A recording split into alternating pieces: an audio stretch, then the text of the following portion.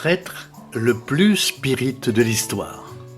C'est le thème d'aujourd'hui en espérant que vous soyez inspirés par ce sujet. Ce programme a été enregistré à l'origine par Ricardo Mello de l'Institut Namasté le 7 janvier 2024. Les audios sont préparés par des volontaires de la pilule inspirante. Notre équipe de collaborateurs a toujours besoin d'aide. Soyez vous aussi volontaires de notre cause. Rejoignez notre page sur Facebook, Pilule Inspirante. Bonjour mes amis, bonjour, je vous souhaite une excellente journée. Et nous commençons avec beaucoup de joie une nouvelle pilule. La pilule d'aujourd'hui est très spéciale pour nous. Premier dimanche de 2024. Nous allons aborder un sujet qui, pour ceux qui aiment la connaissance de soi, pour ceux qui croient en la présence des lois divines de la spiritualité, il ne fait aucun doute que vous apprendrez beaucoup, comme je l'ai appris moi-même.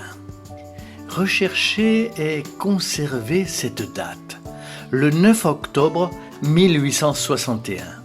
Mais que s'est-il passé à cette date ? Ce jour-là, 300 ouvrages spirites, notamment le livre des esprits, ont été brûlés dans la ville de Barcelone, qu'Allan Kardec, alors incarné, avait envoyé à la librairie Barcelone dans le but de les distribuer. À l'époque, Palot, un évêque très radical, ne pouvait plus brûler les gens à cause de l'Inquisition. Il a alors brûlé les livres sur la place publique, croyant ainsi défendre la foi catholique qu'il avait embrassée jusqu'alors. Cela n'a servi à rien.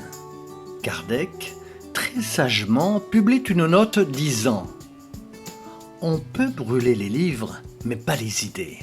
Les idées, quand elles sont sacrées, montent de plus en plus haut, jusqu'à ce que tous ceux qui sont prêts aient des poumons pour les respirer. » La réponse délicate de Kardec est la plus belle chose qui soit. Le temps a passé. Dieu merci, le spiritisme vainque chaque jour les préjugés et apporte les réalités de ce qu'est vraiment la vie après la mort, sans jamais se soucier de se disputer avec qui que ce soit. S'il y a un fait qui m'a frappé dans la doctrine, avant de poursuivre l'histoire, c'est bien celle-ci. Quand j'ai commencé à étudier le spiritisme, j'étais catholique. J'ai fait ma première communion, j'ai fait ma confirmation. J'ai même pensé à devenir prêtre. Regardez-moi ça. Rien à dire, au contraire, juste pour que vous ayez une idée de l'engouement que j'ai eu pour cette démarche. C'est pour cela que j'aime l'Église et que j'aime toutes les religions.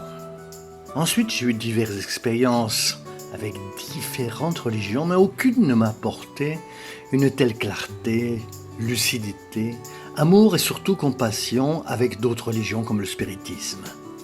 Le spiritisme n'est pas très porté sur le prosélytisme.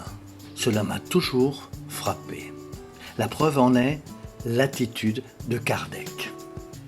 En parcourant l'histoire, nous le trouverons déjà réincarné dans la ville d'Ubérab, contemporain de Chico Xavier et quelque peu contemporain d'Euripède Barcelnulfo.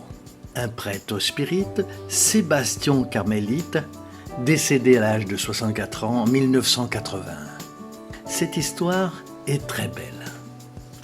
Le père Sébastien Carmélite était l'un des prêtres les plus aimants, les plus gentils et les plus généreux que nous ayons eus au Brésil. Ceux d'entre vous qui sont à Ubérab, qui écoutent les pilules, connaissent sûrement l'histoire du père Sébastien Carmélite. Il vivait là, aidant beaucoup les pauvres.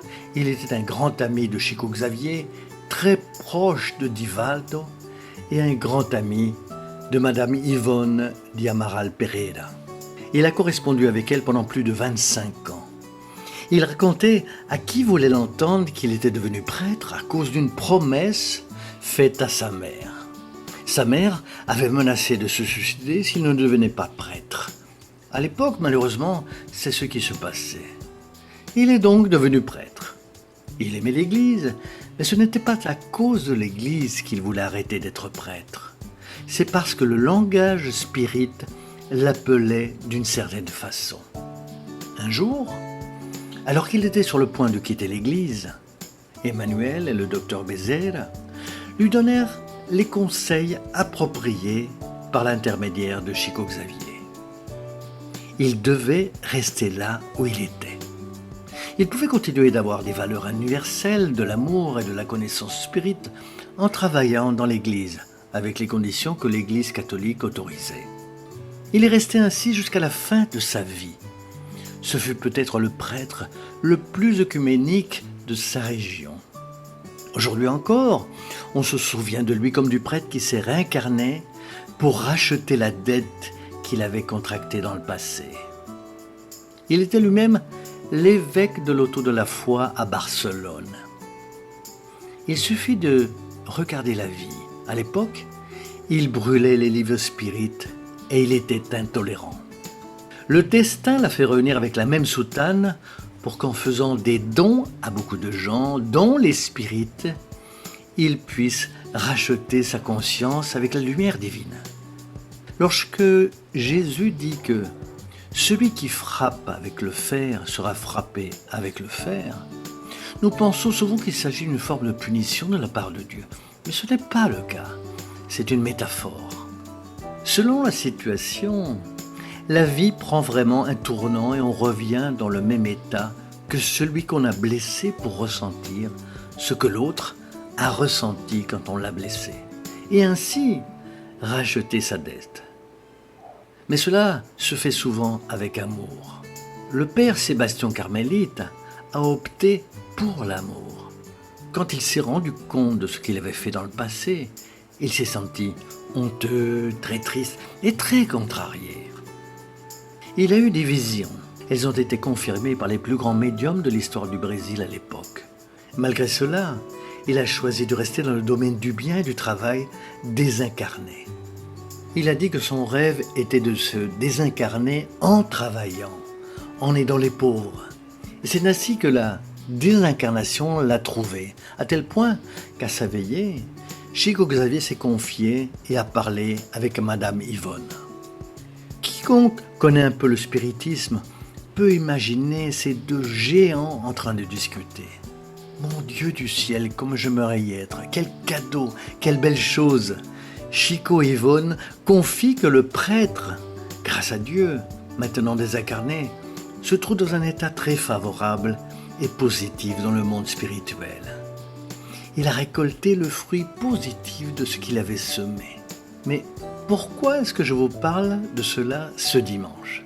Parce que c'est le début de l'année. Une fois de plus, je reviens au même point, à la même clé. Renouvelez-vous. Peu importe les bêtises que vous avez faites dans le passé, changez, il est temps de changer. C'est toujours le moment de changer.